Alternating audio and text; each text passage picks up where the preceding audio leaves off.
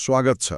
आज हामी रबर्ट कियोसाकीको त्यो चर्चित पुस्तक रिच ड्याड पुअर ड्याड हो नि, त्यसका केही आधारभूत तर शक्तिशाली विचारहरूको अलिक गहिरो खोजी गर्दैछौँ।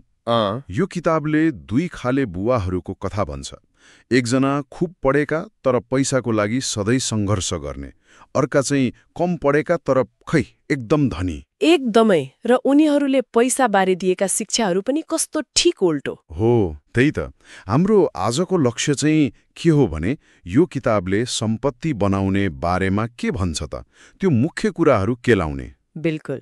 र किताबले सुरुमा एउटा ठूलो सत्य के खोल्छ भने पैसाको बारेमा सिक्ने ठाउँ भनेको प्राय घर हो, स्कुल होइन। हो त नि। स्कुलले त जागिर खान सिकाउँछ होइन, राम्रो अङ्क ल्याऊ, राम्रो जागिर खाऊ भन्छ, तर पैसा कसरी चलाउने त्यो सिकाउँदैन। अनि यही भएर त कति धेरै पढे लेखेका मान्छे पनि जीवनभर आर्थिक दबावमा हुन्छन्। त्यही त गरिब बुवाले त्यही भन्नुहुन्थ्यो, स्कुल जाऊ, राम्रो पढ, सुरक्षित जागिर खाऊ। तर धनी बुबाको जोड चाहिँ अलि फरक थियो। उहाँले भन्नुहुन्थ्यो, पैसाले कसरी काम गर्छ त्यो सिक पहिले, अनि त्यसलाई आफ्नो लागि काम गर्न लगाऊ। हो, र सायद सबैभन्दा मुख्य नियम नै त्यही हो क्यारे, धनीहरू सम्पत्ति जम्मा गर्छन्, मतलब एसेट्स, जबकि अरू गरिब र मध्यम वर्गले चाहिँ दायित्व थुपार्छन्, लाइबिलिटिज, अनि त्यसलाई नै सम्पत्ति सम्झिरहेका हुन्छन्। हो नि। किताबले त एकदम सरल तरिकाले भनेको छ नि, होइन त? सम्पत्तिले तपाईँको खल्तीमा पैसा हाल्छ, अनि दायित्वले खल्तीबाट पैसा निकाल्छ। सिधा कुरा। एकदम। यो परिभाषा अनि यसैसँग जोडिएको नगद प्रवाह मतलब क्याश फ्लो को आइडिया बुझ्नु नै पहिलो खुट्किलो हो आर्थिक स्वतन्त्रताको। Cash flow. किताबमा त चित्रै बनाएर देखाएको छ नि, गरिब, मध्यमवर्गीय र धनीको पैसा कसरी भित्रिन्छ, कसरी बाहिरिन्छ भनेर। हो, ऱ्याट रेस भन्छ नि, होइन? त्यसमा फस्छन्। यो किताबको अर्को महत्त्वपूर्ण कुरा हो यो। Rat race. यो कस्तो चक्र हो भने पैसा कमाउन काम गर्ने, बिल तिर्ने, अनि फेरि पैसा पुगेन भनेर अझ धेरै काम गर्ने।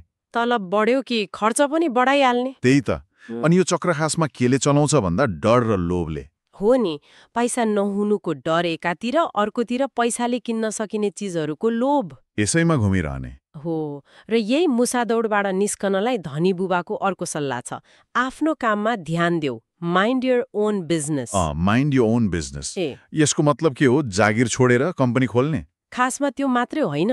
कुरो के भने नि, आफ्नो मुख्य आम्दानी जेसुकै होस्, आफ्नो ध्यान चाहिँ त्यो सम्पत्ति बनाउनेतिर, एसेट कलम बनाउनेतिर लगाउनु पर्यो। जागिर गर्नु भनेको त एक किसिमले आफ्नो हाकिमको लागि, सरकारको लागि कर तिरेर वा ब्याङ्कको लागि ऋण तिरेर काम गर्नु जस्तै हो। आफ्नो बिजनेस भनेको चाहिँ आफ्नै सम्पत्ति हो। हो, यो सोचाइले त अलि फरक पार्यो। अनि यस्तै अर्को एउटा अलिक खै नौलो लाग्ने सल्लाह पनि छ नि, पैसाको लागि काम नगर, सिक्नको लागि काम गर। Work to learn, don't work for money. एकदम सही। खास गरी करियरको सुरुमा तलब कति छ भनेर मात्र हेर्ने होइन। के नयाँ सिप सिक्न पाइन्छ त, जस्तो बिक्री गर्ने कला, मार्केटिङ, व्यवस्थापन, लगानी, यस्ता सिपहरू सिक्नु पर्यो। ती सिपले पछि सम्पत्ति बनाउन मद्दत गर्छ भन्ने हिसाबले। बिल्कुल।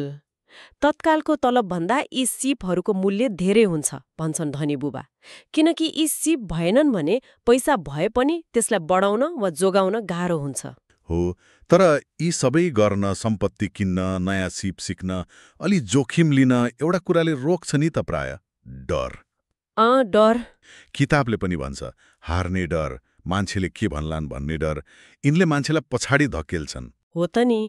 डरले गर्दा धेरैजसो मान्छे सुरक्षित बाटो मात्रै खोज्छन् अनि ठूला अवसरहरू गुमाउँछन्। तर किताबले के भन्छ भने सफल मान्छेहरू असफलताबाट डराउँदैनन्, बरु त्यसबाट सिक्छन्, त्यसलाई अगाडि बढ्ने खुड्किलो बनाउँछन्। मतलब असफलतालाई प्रक्रियाको एक हिस्सा मान्छन्। त्यस्तै।